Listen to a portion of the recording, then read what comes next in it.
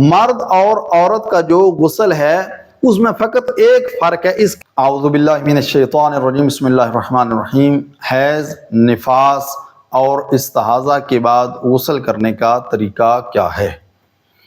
عام طور پر سوال کیا جاتا ہے کہ جو خواتین کے مخصوص ایام ہیں، مثلا نفاس ہے یا استحاضہ، اسی طرح حیض، یہ جو ایام ہیں ان کے بعد جب غسل کرے تو کس طرح سے غسل کیا جائے؟ آیا مرد کے اور عورت کے غسل کرنے میں کوئی فرق ہے یا فرق نہیں ہے؟ نیت میں کوئی فرق ہے یا نہیں ہے؟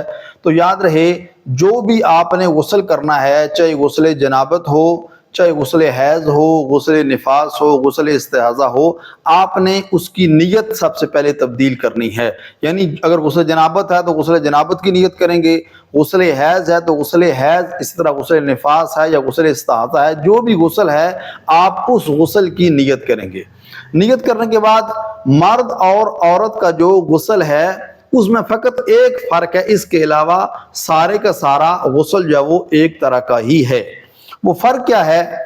جب آپ سب سے پہلے سر اور گردن کو دھوتے ہیں، اس کے بعد دائیں حصے اور پھر بائیں حصے کو دھوتے ہیں، تو یہاں تک مرد کا اور عورت کا غسل بعین ہی ایک ہے، فقط نیت کا فرق ہے۔